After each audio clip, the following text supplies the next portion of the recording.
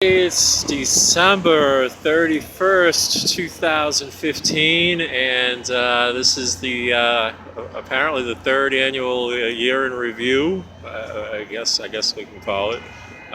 Little did I know when I started making these little these little smorgasbords of videos that didn't make any sense now. Well, little did I know when I started that that's the first video, which was pretty popular, and it's been just kind of like a slow downhill regression ever since. But that never stops me from to keep doing these because I know eventually it'll be one of those deals where like I say all the time anyway, when I'm in the old age home drooling into a spittle cup, that I can look back at these and chuckle, or maybe burp, who knows? But anyway, yeah. So I guess this is where I just kind of wrap up everything into a nice, neat bow. This area right here, I'm down Rosendale Square. The first video, first one of these New Year's Eve celebrations. I just did the lights out. First one I did here, and then the other one I think I did in my room. But I kind of watched a little bit of each one earlier today. Kind of a little surreal because yeah, I don't know. It's just really weird watching yourself. But basically, I just didn't want to rehash the same stuff that I said before.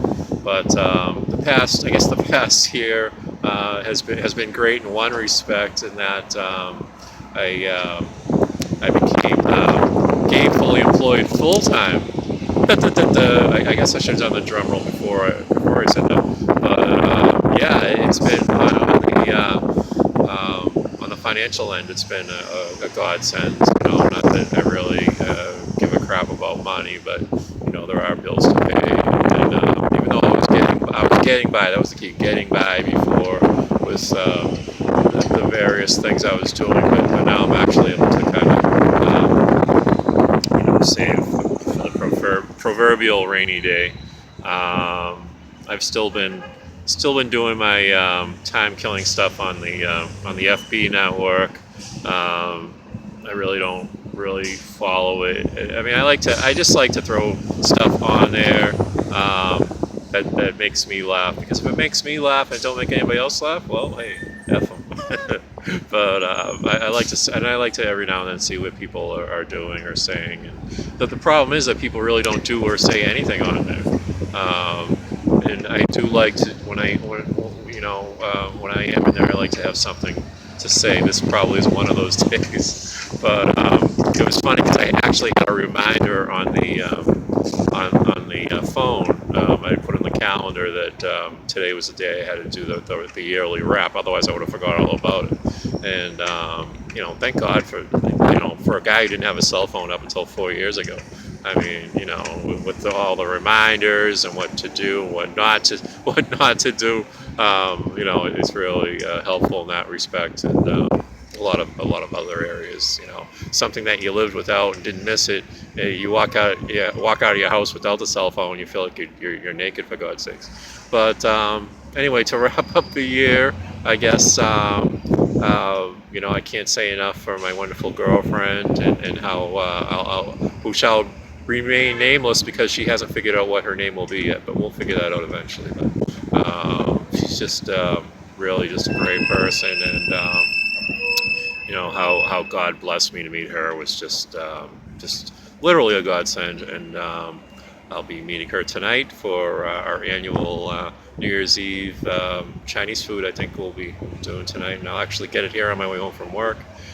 I think if I picked it up now, it might be a little bit cold 10 hours from now. But anyway, it's funny because I look over and I can see the little city hall across the street from me, and it's where I first went to school. You have a little preschool down in the basement, and I went to school over there.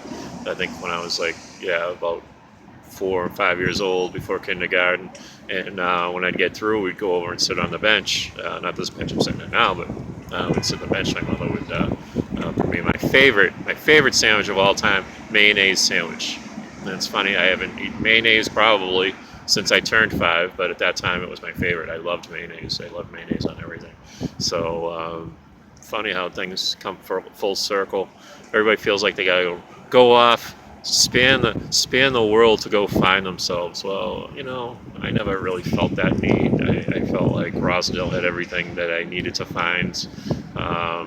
I think whether I was here in Rosendale proper or in Zimbabwe, I still would have had the same, probably the same type of fundamental issues. And it was great. I felt growing up, especially after my dad passed away, that I felt a priority to be there for my mom and stuff. And a lot of people might look at that as a cop out or whatever, but I think we've lost sight of that this generation. That you got to look out for the ones who brought you into this world, and not just stick them off somewhere where they can just be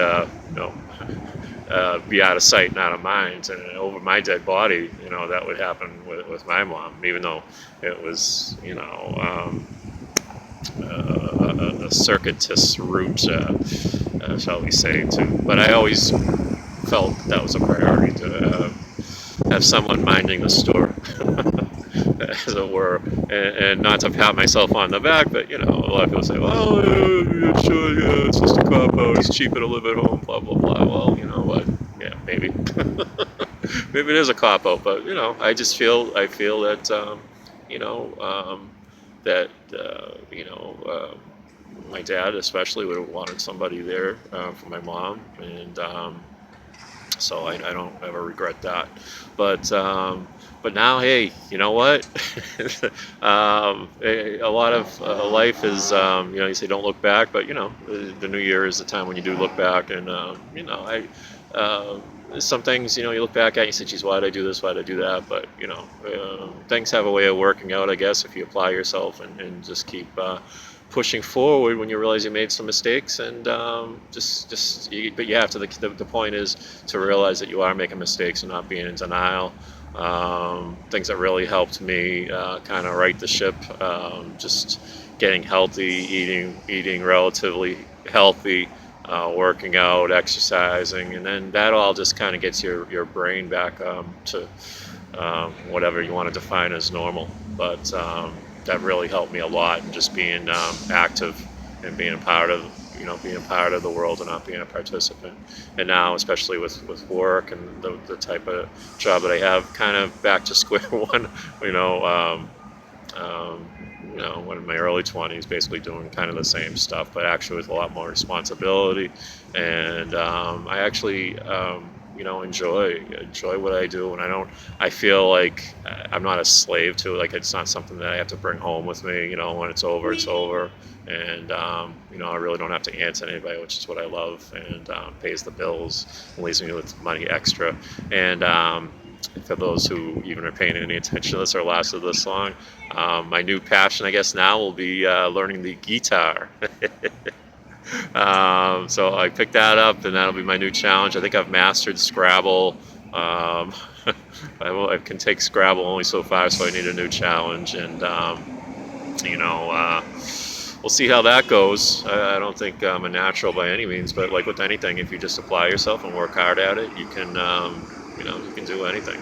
So that's why I posted that video earlier.